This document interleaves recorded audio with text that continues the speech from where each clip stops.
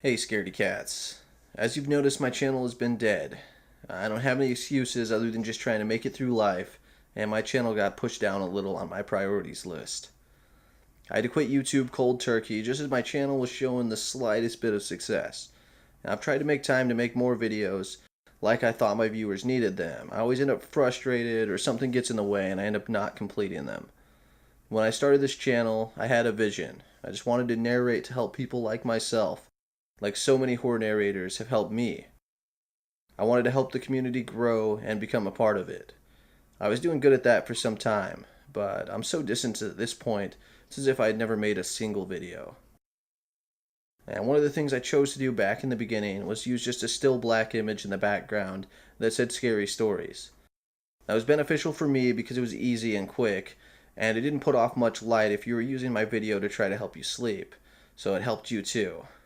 I deviated from that to try and better my editing skills and to mimic other narrators that had various forms of visual effects added to their videos.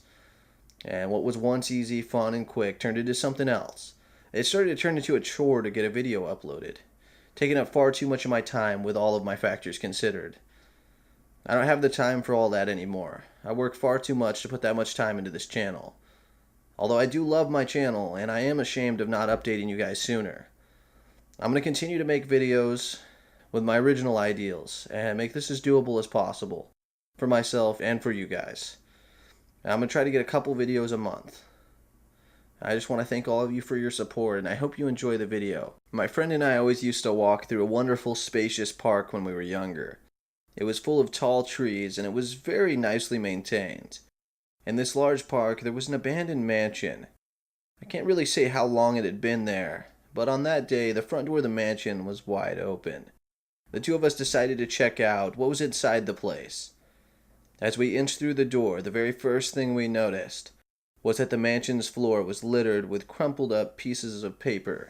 We looked at each other and observed that there was no furniture, nothing except for those wrinkled balls of paper. The mansion had 6 rooms on its main floor, and every room we entered bore more and more scrunched up pieces of paper.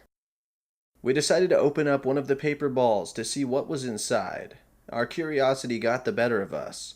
I picked up a single wrinkled piece, and as my friend picked up another, I unfolded my paper, smoothing out its bends and dents. At that moment, it was almost as if a piece of a rainbow emerged before our eyes. And I was suddenly standing next to a large window in one of the upstairs rooms of the house. I was looking outside into the large park. When I looked down at the piece of paper I held, it read, "Look outside the large window that oversees the park and the upstairs parlor." I dropped the piece of paper and it fluttered gracefully to the ground. Meanwhile, I stared at my open hands in a bout of horror. Dazed and utterly perplexed, I found my way downstairs and met up with my friend. He was in the kitchen, sitting at a round table that hadn't been there before. Where did that come from? I wondered. My friend stared at his open paper and reread the words several times before he looked at me and turned the page my way.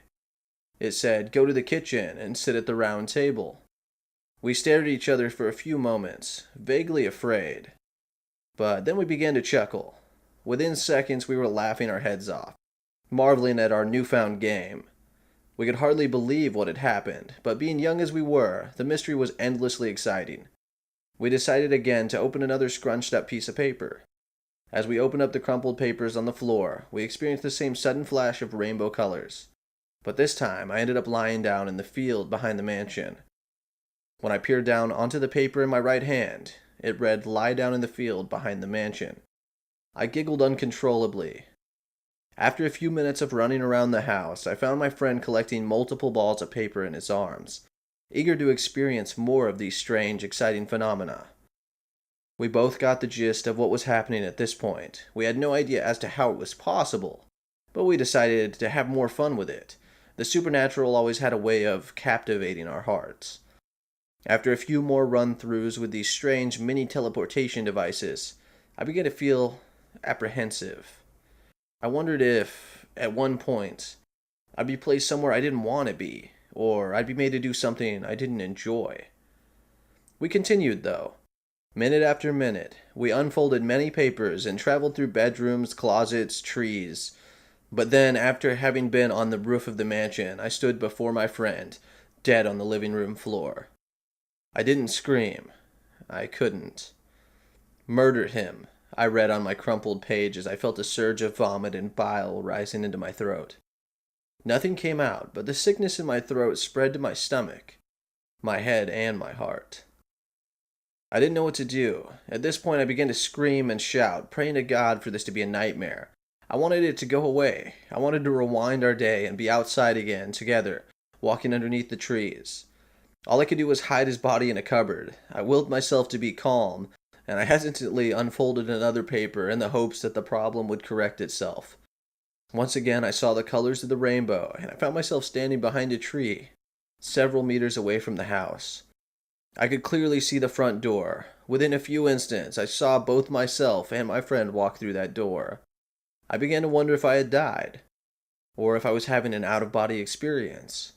I looked at the sheet in my hand, and the only words scrawled upon it were, "Time will repeat itself, and a paradox will take place, and it will be allowed." That gave me an idea. In my pocket remained the paper that made me kill my friend. Without looking at it, I crumpled it back up. Quietly, I followed my other self, who had separated from my friend, as he explored the rooms of the house. As I crept up behind him, he turned around very suddenly. Before he could utter a syllable, I forced the paper in front of my eyes, and in a flash of rainbow colors, I was able to kill my other self. The laws of time allowed me to take over my dead self's place in this world also because of the fact that it was allowed to happen, as it was written on the second piece of paper that I had on me, which reversed time. It must have control over time and paradoxes, which made me now the new alive and present version of my other dead self. I hid my limp, bleeding other dead self in a cupboard in the upstairs bathroom to rot. To my great relief, I heard my friend call my name from downstairs. My friend who managed to stay alive and well. My best friend. When I went downstairs, he greeted me excitedly, smiling childishly, being blissfully unaware of the situation. I pretended that nothing had happened. In a heartbeat, I told him that the house had creeped me out and that it would be much better if we left. After that day, we never went near that mansion again. I don't know if anyone saw or heard about anything that happened between us, but I recently heard from another friend that the house had been demolished. And I can tell you with great certainty that while this news is a relief, I dreaded the probable prospect that my corpse was uncovered in the bathroom cabinet.